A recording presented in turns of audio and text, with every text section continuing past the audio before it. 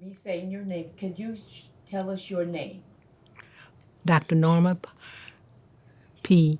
Sublett. I am a very proud mother of three lovely girls. They are all graduates of various colleges and universities. I'm very proud of them. I'm very pleased to say that I do have my three daughters, and I have two sons, and we have had such a beautiful experience in the various activities that we have been participants in.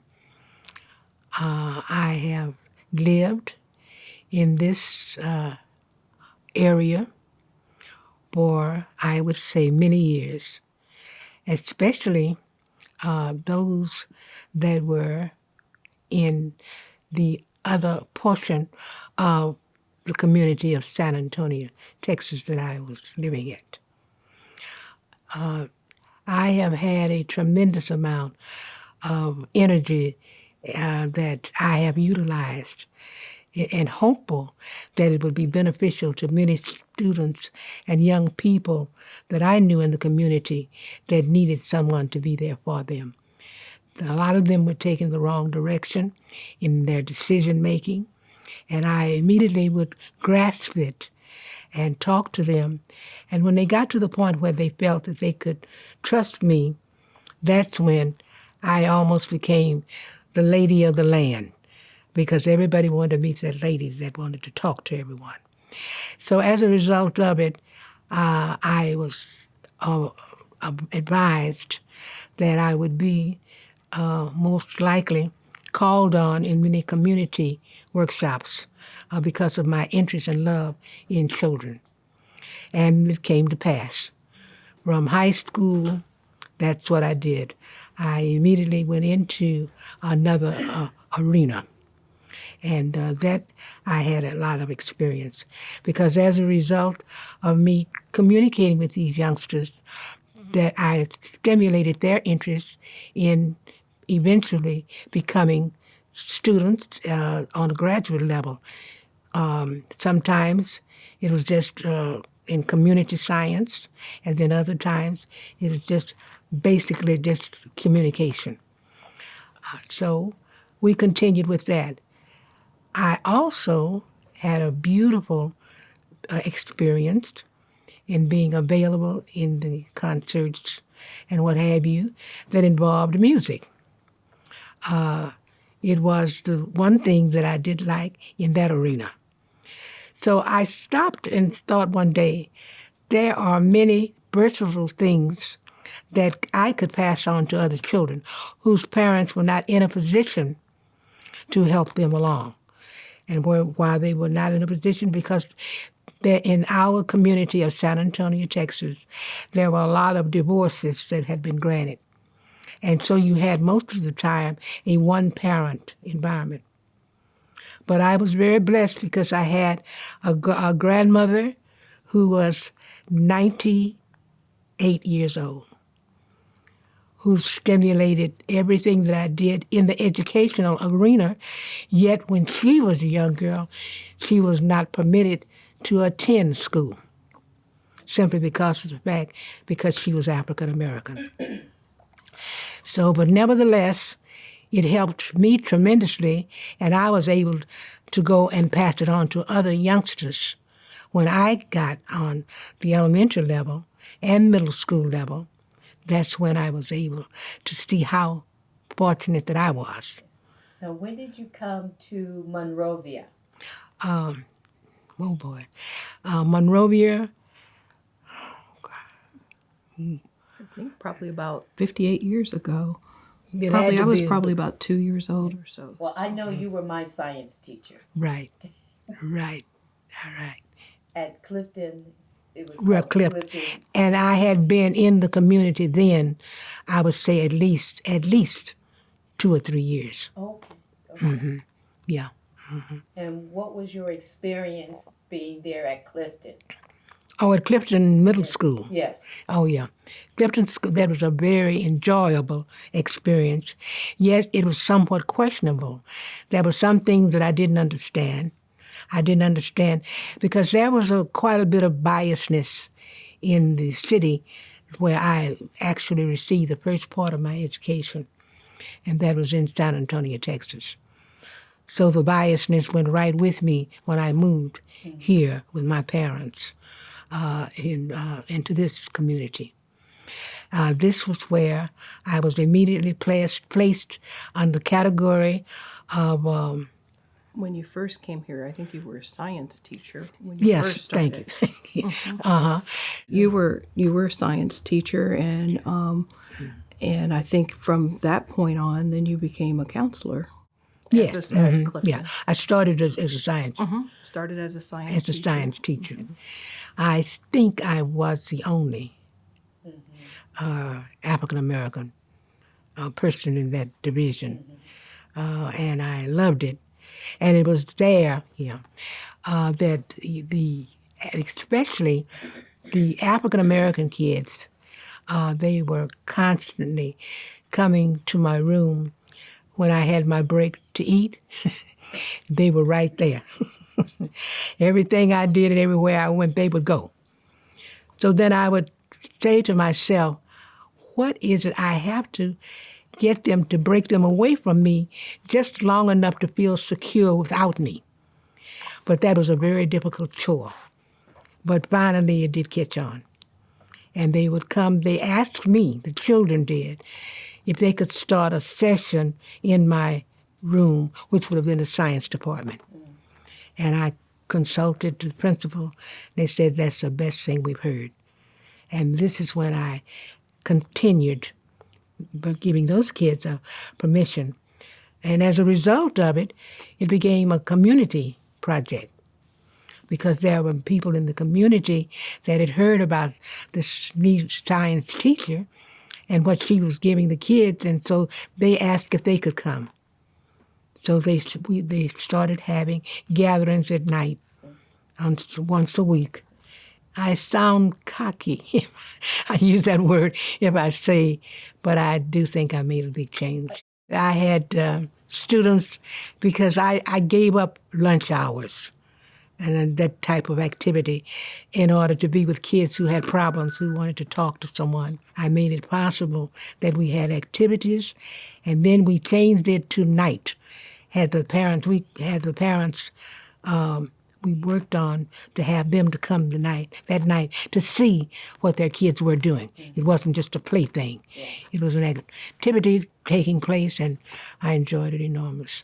I had so many kids that were hanging on me, hollering there, Doc, and they playing with me until all of them were my friends. I didn't have any one or two kids only that I took time with. I tried to be as tactful as possible with the kids of a different ethnic group than myself, to let them know, because those kids in that category were so happy to have someone to give them special attention until they got to the place where they became very negative toward the other young kids that were African Americans. So I had to find a way to prevent that and let them know that I didn't play favorites and that we were going to all do it together because we were, as I would quote constantly, one big happy family. And that was the way that we were going to stay. As a result, they came, Doc, they would tell me, Doc is my nickname. I don't know. And they would say, you know what, Doc? I like you being a teacher. You're a good teacher. I said, I'm not teaching you. I'm a lab instructor. No, you're not. But they loved to tease me because I would permit them to do so they would feel comfortable in knowing that not only some of the parents who were negligent, but those of us at the schools who cared for those children, we continued to until they went right on out, got their high school diplomas. I don't think I ever heard of even one child that lost or that did not graduate with me, that was with me. They find somebody that is eager to do it and can do it, and then you find I have difficulties saying, "Oh my goodness, I think I didn't say enough about one and missed something about the other." And then as a result, it didn't work out right for me. So I knew I had to do something different than that. So what I started doing is making a point of giving even special assignments to those kids who were doing very poorly, very poorly. But I rewarded them with some type of little gift and to let them know that you're on the same track.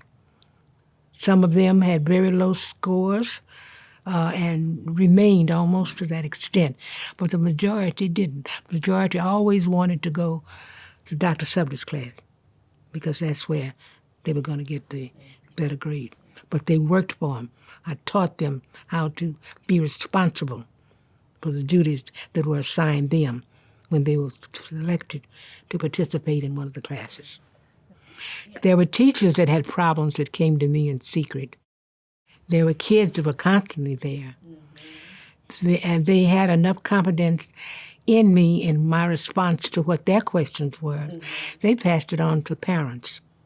And I didn't know that it would be that favorable, but it did in many occasions. I had parents to come to the school just to talk to me and thank me.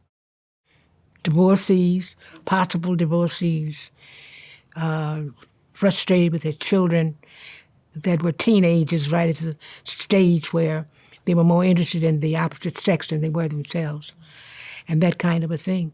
So it got to be, in the community as a whole, that teacher's a good mother. I was a teacher mother, I guess you could call it. When the kids started really recognizing how I could be used for them as a guide, so because after they left me, they were getting prepared then for high school. Another 3 hard years, much different. And I guess they decided we better clean it up a little bit here because Doc said this is what we do and this is what we don't do. But it was beautiful watching them make that change because I wanted them, you asked me a question, I think, formerly, if I made the change or did the kids, I wanted them to do it. That was an awesome responsibility, and that's what they had to do. Look out, they would say to each other, look out, Doc's in there, no, this is what you're supposed to do, and you better do it too. Then I started taking care of the parents. Excuse me for cutting you off so quick. That's fine. But I didn't want to forget it, because the parents had so many problems. Oh, parents had so many problems. They had problems. People were in the process of getting divorces. What could I do about it? But they thought I could. They would call. Police were having difficulty with a sophisticated family that had some brats for children. The police called me to ask me how would I approach the parents. I mean, anything that had to be done that somebody had to identify with that was also a member of that particular district in that area, it was Norma Sublett. That's me. They would call on me because I talked to everyone in every manner, even the ones that tried to be rude to me, and the ones that the ethnicity sometimes I questioned. But we would not let anything stop the growth of taking on the responsibility that we all had. Well, it was terrible. It was so bad until the entire community. In fact, some of the same persons who were here then, many years ago, they never came back here again. They moved, a lot of them going toward the Las Vegas arena in that area because of the turmoil that was taking place in Monrovia. But then there were several of us that were brave enough to get out there, have community meetings, and sometimes I would literally walk blocks to persuade my children to go into class because the kids did not know any better when they saw their uncle or their father packing a gun. They was, shooting. I said, oh, no. They said, there's Doc. Put it away. So I kept the respect of the kids, which made it much easier to communicate with them and try to prevent a rioting because I don't hear it very much, but we were very close in that area. I know you were here. I think, yeah, old enough to know. To get into that arena of what could have been a tragedy if it had happened. I loved all my kids, but I would tell y'all, what was it, Joni? Joni, yeah. Oh, yeah. I remember. I had so many kids. And then they got to the place where they kept telling their friends, and their friends' friends got to the place where the cafeteria woman wanted to know where were the kids because there was no one to serve. Everybody was in my room. And didn't have any food. The food was downstairs. But they knew I loved them dearly. Yes. And to this day, still do. You know, just the idea and knowing that they were just beautiful. Yeah. Beautiful.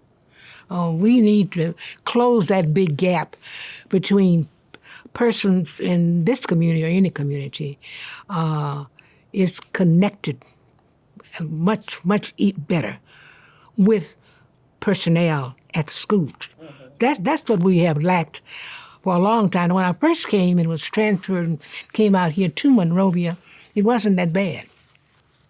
But something happened, and it just got worse and worse.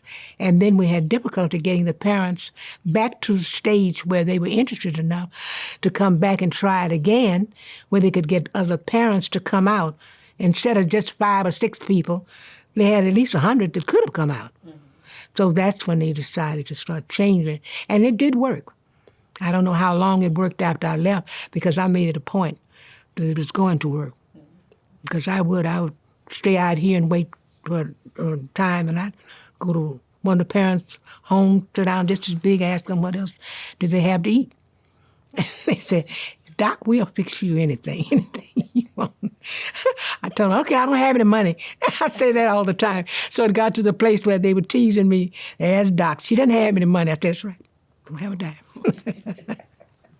Oh, but did I have some beautiful days in Monrovia.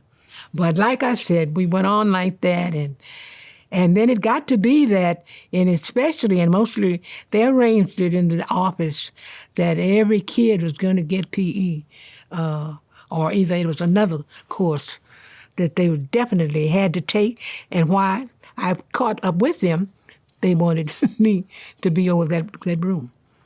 And they cut one of my academic classes so that most of the children would get an opportunity to come through me, as many kids as they were at Douglas. And I would tell them at the door, don't come in here with that, because I'm not going to have it. And so what year did you retire from Monrovia? Do you remember? When did I retire? When did I do? Probably about 20 years ago. About 20 years ago. Oh, okay. Somewhere. It was maybe, I think you were about 75. But they knew me and their mothers, and their mothers and their fathers. They all knew me.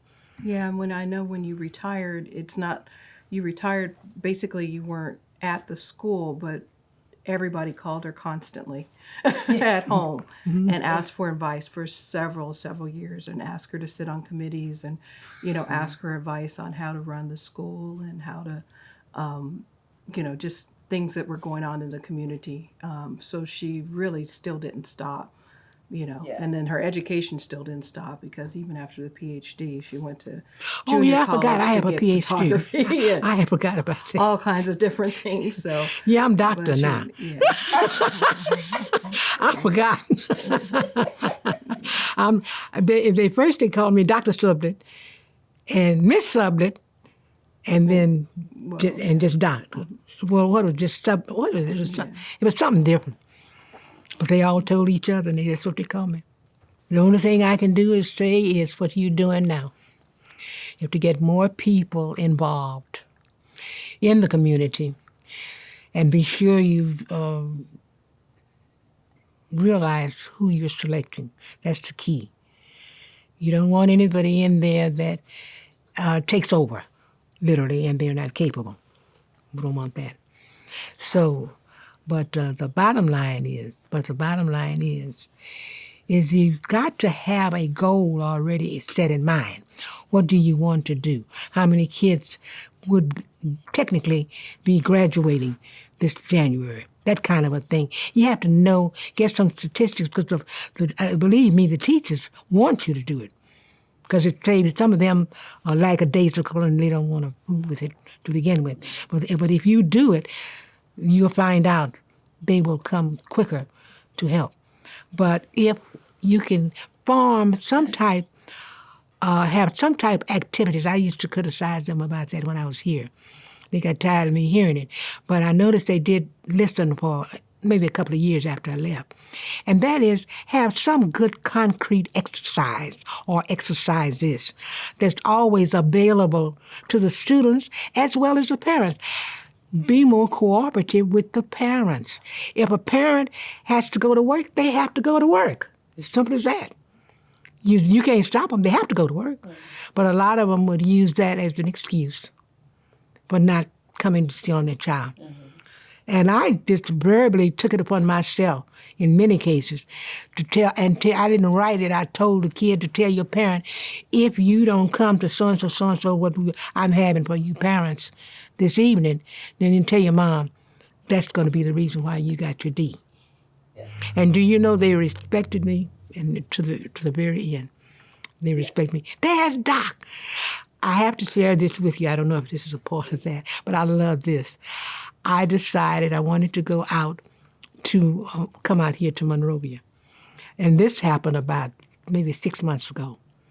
I did. And when I got out of the car to go into the mall section, all of a sudden I saw people running. I thought perhaps there had been something, shooting, something. Anything could happen at a mall, as you know. And I saw the kids, people running and young people, and I said, oh my God, what is happening, what is happening? Well, by that time, I was on the inside of the door, like. Most of them were my former students. They spotted me. Somebody said, there's Doc.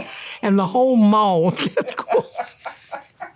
I was so happy, and I felt so good. And that was the real first time when I said, they do care about me. Because, I was strict.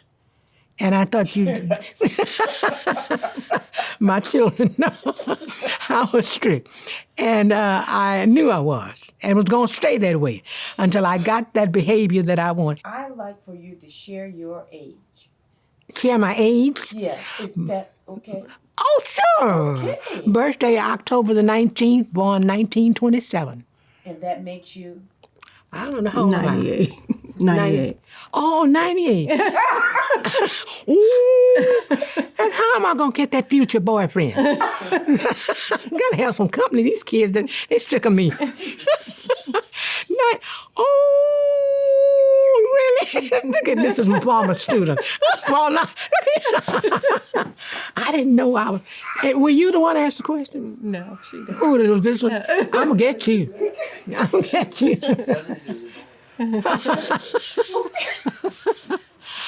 I can't get it together. I've had trouble the last couple of days trying to find out how old I am. And I keep asking my children, what do they say? How much? Yeah, you turned 98 a couple days ago. It's really 98. I didn't know. I really didn't. Well, thank you so much for. I hope I didn't bore you all.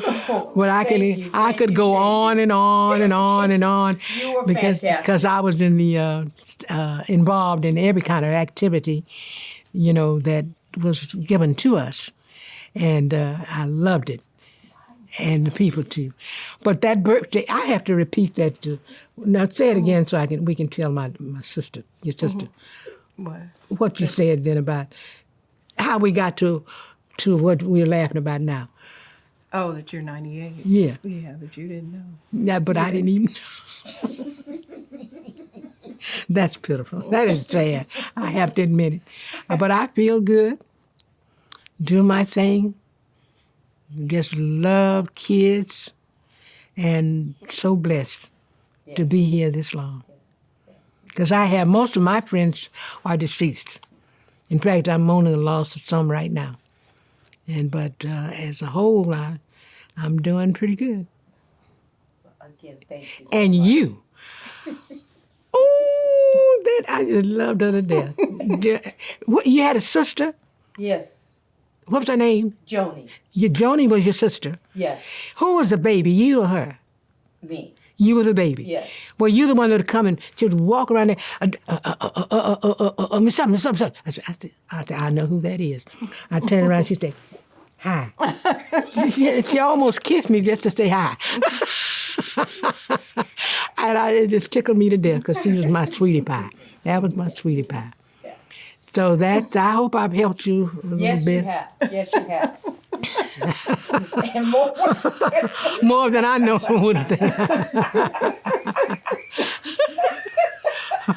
But I did. And the kids would say, Doc, tell us so-and-so. And, that was one way, too, that I was able to get a lot of discipline because I was a good disciplinarian. I pat myself on. Yes, you were. I didn't take no stuff. No, you didn't.